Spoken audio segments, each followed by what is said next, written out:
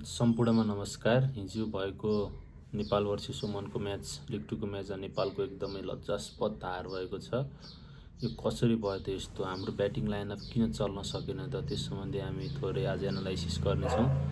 अस्ति ओमन र नेपाल खेलेका थिए, जसमा चाहिँ नेपालीले एकदमै राम्रो प्रदर्शन गरेर ओमनलाई हराएको थियो।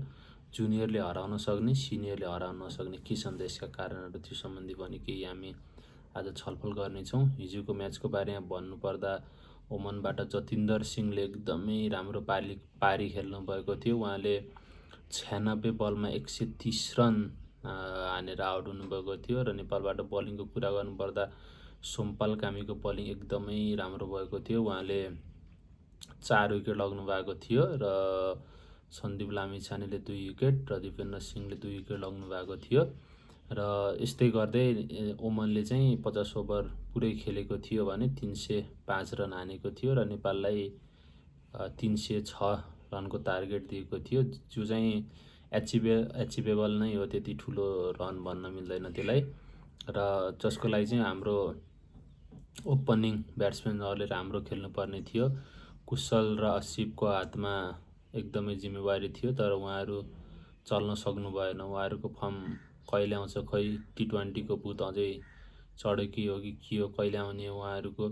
कुशल बुर्तेल चाहिँ 3 बलमा 1 रन मात्र प्रहार गर्न सक्नुभयो।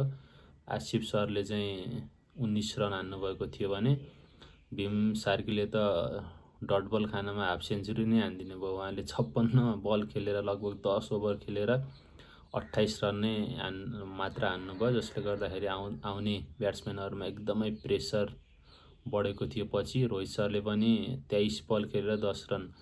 रोहित र भीम सरले चाहिँ एकदमै डट बल खेल्नुभयो हिजोको म्याचमा, जसले गर्दाखेरि आउने ब्याट्सम्यानहरूलाई एकदमै प्रेसर पर्न गएपछि।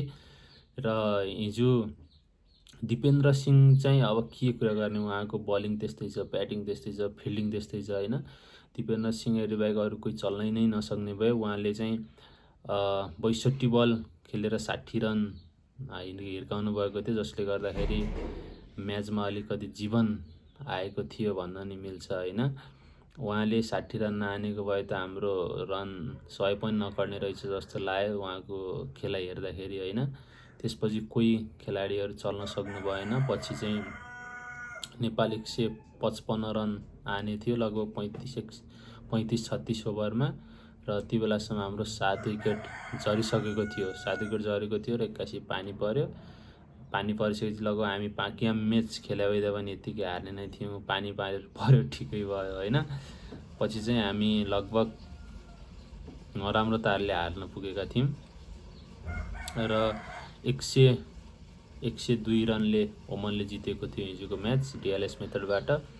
र यस्तो हुनुका कारणहरू के छन् त? हाम्रो ब्याटिङ कमजोरी किन भयो त? हामी चाहिँ T20 म्याच नै बढी खेल्ने भएर हो कि होइन, अनि ODIमा फोकस नगर्ने भएर हो कि?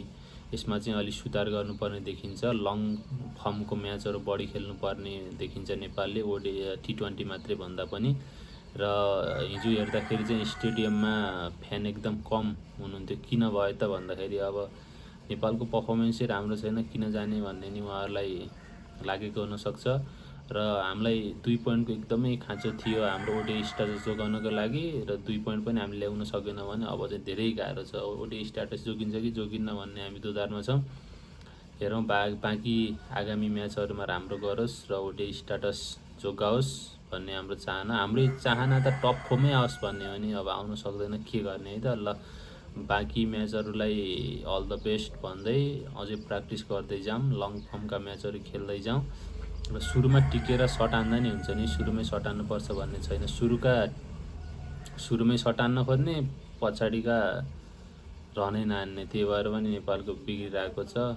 र यो भएका गल्तीहरूबाट सुधार गरेर अगाडि बढ्नुहुनेछ र आउने दिनहरूमा सुधार गर्नुहुनेछ खेलाडीले भन्ने एकदमै आशा गरेका छौँ। आगामी म्याचहरूको लागि अल द बेस्ट पनि भन्न चाहन्छु। हस्, थ्याङ्क यू।